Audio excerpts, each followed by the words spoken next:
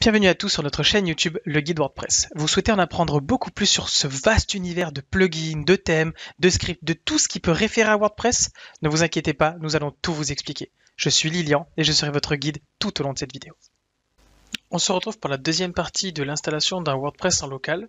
Si vous arrivez sur cette vidéo sans avoir vu au préalable la première, je vous invite à aller la regarder.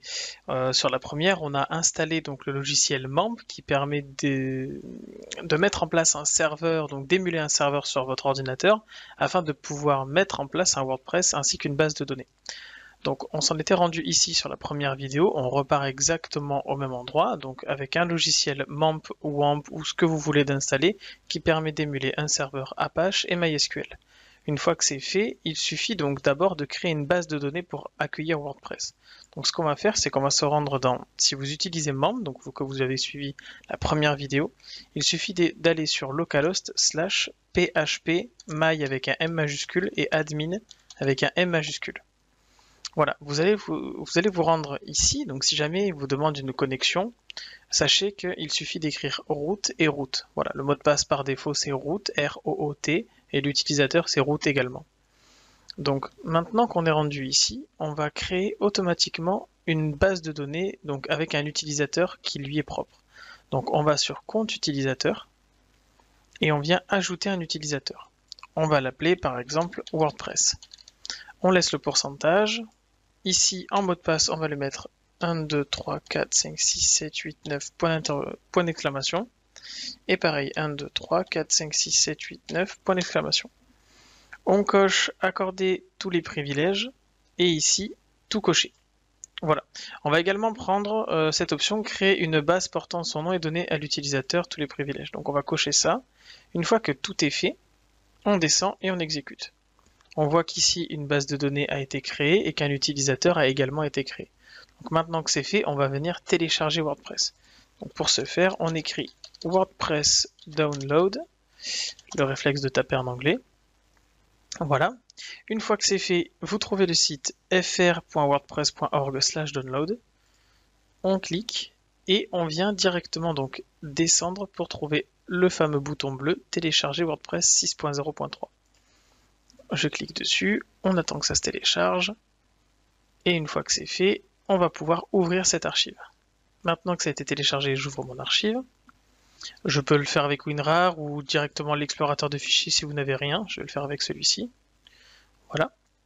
Donc là, j'ai mon dossier WordPress. Je vais rentrer à l'intérieur, très bien.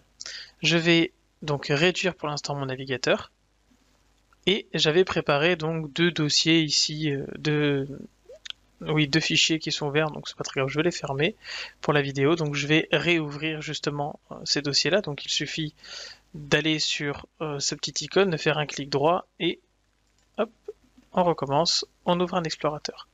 Maintenant que c'est fait, sur cet explorateur, je vais donc me rendre sur ce PC, là où a été installé MAMP. Donc moi c'était c2./MAMP. Donc je vais trouver MAMP. Et le dossier dans lequel il y a tous les fichiers PHP qui doivent être contenus, c'est htdoc. Je supprime le contenu ici, puisqu'il ne me sert à rien. Et là où j'avais WordPress, je vais donc décider, donc je clique dans le dossier en question, je fais CTRL-A, ça permet de tout sélectionner. Ou alors, directement la case ici si vous l'avez, ou vous maintenez le clic gauche ici, et vous venez tout sélectionner. Une fois que ça c'est fait, on vient donc tout glisser ici si vous avez tout sélectionné, ou alors si vous avez fait un CTRL-A, vous faites CTRL-C, vous allez ici, CTRL-V, ou clic droit, coller, comme vous voulez. Voilà, on attend que il puisse faire la copie complète.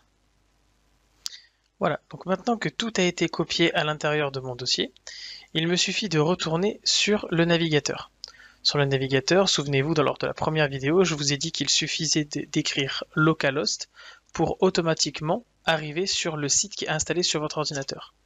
Là, en écrivant localhost, on a donc WordPress qui commence à s'activer et qui nous dit qu'il va y avoir besoin de certaines informations afin de pouvoir installer WordPress. Donc on clique sur c'est parti et là, on nous demande donc toutes les informations qu'on a tout à l'heure créées. Donc le nom de la base de données, ça tombe bien, c'est WordPress. L'identifiant, c'est également WordPress. Le mot de passe, on a mis 1, 2, 3, 4, 5, 6, 7, 8, 9 point d'exclamation. L'adresse de la base de données, c'est notre ordinateur, donc localhost, et le préfixe d'étape, je vais laisser en WP, puisque c'est du local, pas d'importance. Je clique sur envoyer. Il a bien réussi à se connecter, il suffit de lancer l'installation. Maintenant que c'est fait, ça nous demande donc un titre du site, donc je vais mettre titre pour l'exemple. L'identifiant, je vais mettre test. Le mot de passe, je vais mettre test. Je coche la case ici pour dire que le mot de passe, je veux qu'il soit faible, c'est pas grave, de toute façon c'est qu'un test. Et vérifiez bien donc cet email avant de continuer. Donc là, c'est pas grave, test@gmail.com, on s'en fout, puisque il suffit tout simplement d'avoir un mail fonctionnel ou non, c'est juste pour faire des tests. On installe WordPress et c'est terminé. Il n'y a plus rien à faire. Donc vous pouvez directement choisir d'enregistrer ici si votre navigateur vous le propose. Comme ça au moins lorsque vous allez cliquer sur se connecter, il y aura directement les deux informations qui seront faites. Je clique sur se connecter et je me retrouve avec un WordPress installé donc sur mon local sans avoir besoin de serveur, mais votre ordinateur va le faire office de serveur et vous pouvez dorénavant naviguer directement donc sur votre WordPress comme un WordPress classique, sauf qu'il est installé sur votre ordinateur. Vous avez également la possibilité, si vous souhaitez, d'aller dans les extensions et de pouvoir d'ajouter toutes les extensions comme un WordPress normal. Vous êtes en aucun cas limité, ne serait-ce peut-être que pour la partie envoi de mail, mais sinon vous ne serez absolument pas limité dans la conception de votre WordPress puisque vous avez fait en sorte que votre ordinateur soit identique à un serveur que vous commanderez sur internet ou par exemple sur mon-hébergement.fr. C'était un tuto présenté par mon-hébergement.fr. N'hésitez pas à visiter notre site internet pour plus d'informations et vous offrir enfin la possibilité d'avoir un hébergeur spécialisé WordPress à moindre coût.